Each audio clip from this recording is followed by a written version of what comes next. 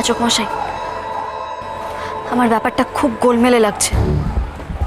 কারখানার ভেতর কিন্তু আগুন জ্বলছে, তবে আঁচটা এখনো বাইরে আসেনি। কারখানার মালিকানা বদল হবে এরকম গুজব কেন উঠছে? আর শঙ্কু কাকা কার সাথে দেখা করছে? কে ছিল গাড়িতে? পাচক মশাই, এই সব প্রশ্নের উত্তর মামা জেনে গেছিল বলেই তাকে সরিয়ে দেওয়া হলো না তো? চিন্তা করিস না, এই সব প্রশ্নের উত্তর আমরা নিয়ে ফেলব।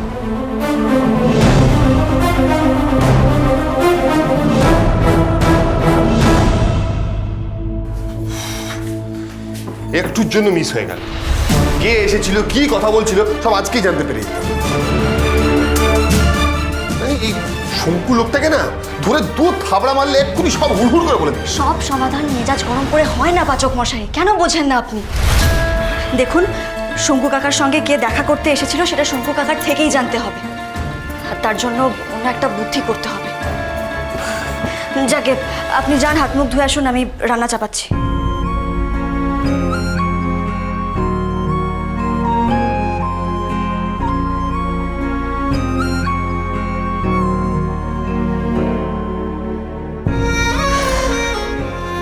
কর্তা দাদু তার কর্মচারীদের জন্য কত ভাবেন, কত কি করেন, আর এদিকে কর্মচারীদের মধ্যে কিছু জন তার তলায় তলায় এত বড় ষড়যন্ত্র করছে, এত বিরোধিতা করছে। আর ষড়যন্ত্র এমন জায়গায় পৌঁছে গেছে যে আমার মামাকে খুন পর্যন্ত করতে হলো।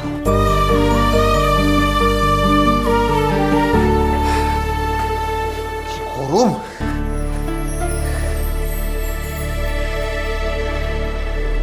কি দরকার ছিল এখানে আসার? কোনোদিনও এসি ছাড়া ঘুমিয়েছেন গরমে? আর এখানে যে কদিন থাকতে হবে এসি ছাড়াই থাকতে হবে, বারবার তো বলেইছিলাম। আপনি এক কাজ করুন না, বাইরে কিন্তু বেশ ভালো হাওয়া দিচ্ছে, বাড়িটায় গিয়ে বসুন, অসুবিধাটা একটু কম হবে। আমি তোকে বলেছি আমার অসুবিধা হচ্ছে, হ্যাঁ? মুখে বলেননি ঠিকই, কিন্তু বুঝতে তো পারছি। কি রান্না করছিস তুই? সেদ্ধ ভাত, আর তো কিছু নেই। আমি বলছি আমি করেছি রান্না, তুই বস এখানে। হাত তো পুড়িয়ে এসছিস ওখান থেকে, রান্না করবি কি করে? এদিকে আয়, চলে আয়, চলে আয়। আমি ঠিক করে নেবো পাচক মশাই, আপনি চিন্তা করবেন না। আপনি শুধু বলুন সেদ্ধ ভাত খেতে পারবেন তো? না, পারবো না। এর বেকড ফিশ হবে এখানে? সবসময় খালি বড় বড় ডায়লগ। যা করছিস কর। কথা সোম থেকে রবি প্রতিদিন সন্ধে ৭টায় স্টার জলসায় ও ডিজনি প্লাস হটস্টারে।